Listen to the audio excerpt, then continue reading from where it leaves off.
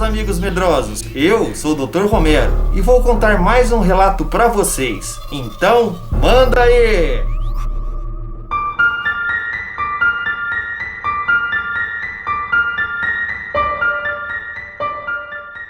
Bom, meus amigos medrosos, o nome do relato de hoje se chama O Lobisomem do Rio. E quem nos mandou o relato foi o Peterson Coelho. E aconteceu com seu tio Luiz, no interior de Macaé, no estado do Rio de Janeiro. Então vamos ao relato. O tio Luiz, hoje já falecido, quando era jovem e recém-casado, juntamente com sua mulher foram para o interior de Macaé, no estado do Rio de Janeiro, para conhecer os parentes de sua esposa. Chegando lá, o local era uma casa num sítio, no meio do mato e com poucos sítios vizinhos. Depois dele conhecer toda a família, tiveram um dia maravilhoso, com muitas alegrias, muita conversa e bastante risadas. O dia passou e chegou a noite, e o tio Luiz resolveu fumar. Ele percebeu que seus cigarros tinham acabado, então ele decidiu sair para comprar mais cigarros, e perguntou aos familiares de sua esposa aonde ele poderia comprar.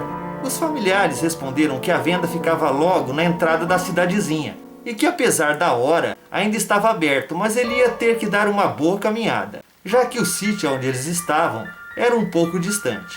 O tio Luiz, meus amigos, ele tinha o hábito de fumar cigarros, e como todos sabem, em cidades do interior, o comércio geralmente fica no começo da cidade. Ninguém quis acompanhá-lo, e deram desculpa que estava à tarde. Por aquele horário da noite naquelas bandas, não devia se andar pelas ruas. O tio Luiz perguntou o porquê, e todos meio que sem graça falaram que nas ruas à noite não se encontram coisas boas. Então ele não deu muita atenção e foi sozinho comprar seus cigarros. Depois de uma boa pernada noite adentro, ele chegou no centro da cidadezinha e comprou os seus cigarros. Até aí tudo bem. Quando ele estava voltando, percebeu que a lua estava bem cheia e era a única iluminação por aquela região.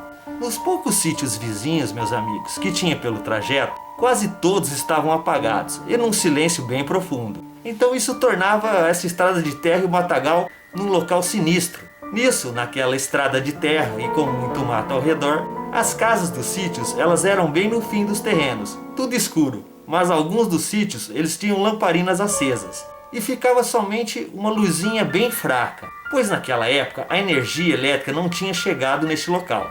O tio Luiz então caminhava meio cismado e sentia uma sensação estranha, até que num determinado momento ouviu um barulho no meio do mato.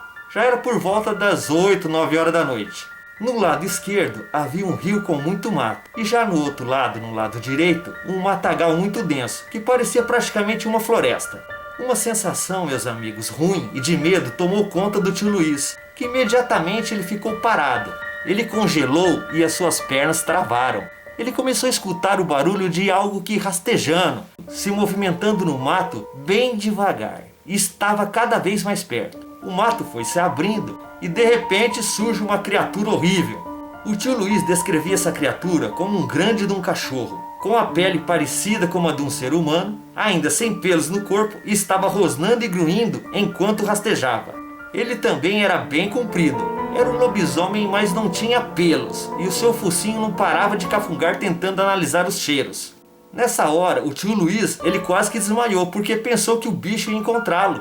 Essa criatura estava atravessando a estrada de barro, atravessando bem devagar. Ela andava, cheirava e vivia emitindo grunhidos. O tio Luiz, parado, ele nem se mexia nem respirava direito, pois estava a uma distância de mais ou menos 10 metros do bicho. Tio Luiz, em pensamento, rezava para que aquela criatura não o visse, porque se isso acontecesse, ele já era. Então, o lobisomem atravessou a estrada de barro rastejando e seguiu em direção para o rio, sumindo da visão do alcance do tio Luiz. O tio Luiz, nesse momento, se conteve e foi se acalmando. E então, rapidamente, ele acelerou para voltar para o sítio. Ao chegar na casa dos familiares da esposa dele, ele estava mais branco que o leite. Contou tudo o que havia acontecido e todos disseram em uma só voz: "Você viu o lobisomem daqui, né? Nós não gostamos de falar nesse assunto, mas aqui nessa região, lobisomem existe e existe de verdade."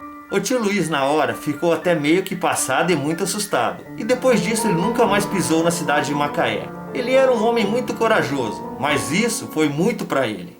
O tio Luiz, meus amigos, ele era um homem de pouca instrução, mas não gostava de mentiras. Todas as vezes que contava este ocorrido para diversas pessoas, era sempre da mesma forma, e não mudava uma vírgula da história. E essa foi a história do lobisomem do rio.